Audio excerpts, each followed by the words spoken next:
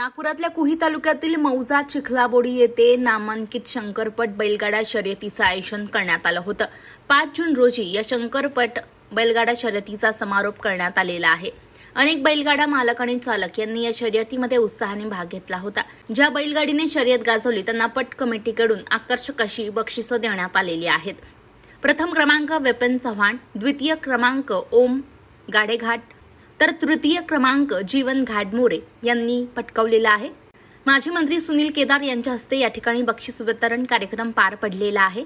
शंकरपट ही ग्रामीण भागाची परंपरा आणि संस्कृती आहे। सुखाच्या दिवसात विचाराची आदान प्रदान या ठिकाणी केली जाते। सुखदुःखाच्या लग्न समारंभ इत्यादी विषयावर चर्चा होतात। हे पटाचं वैशिष्ट्य असल्याचं सुनील केदार यांनी बोलताना म्हटलंय।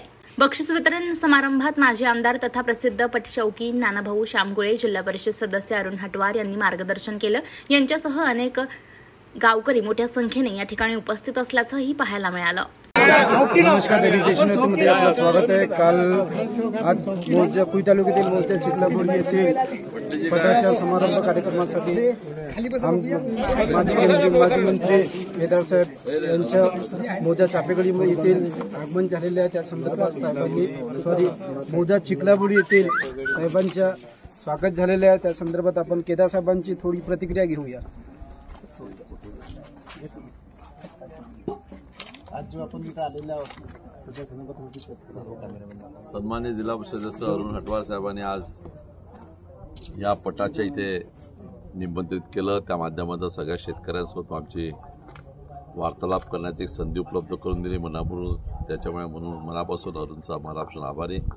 आमच्या वडिलाचे मित्र सन्मान नानाभाऊ शामकुळे साहेब यांची आज इथे भेट झाली। त्यांचे मनापासून कौतुक, त्यांचे मनापासून आभार। आणि शेतकऱ्यांनी या ग्रामीण भागातल्या जनावरांचं प्रेम करणारा हा त्यांचा जो एक उपक्रम आहे अत्यंत चांगल्या प्रकारे जोपासलेला आहे।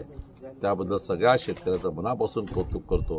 आणि ही प्रथा परंपरा शंकराच्या वाहनाची आपण नेहमीसाठी करत राहावा, आपला धर्म जोपासला पाहिजे अशी इच्छा आणि मनोगत व्यक्त करून आपल्या शब्दाला विराम देतो।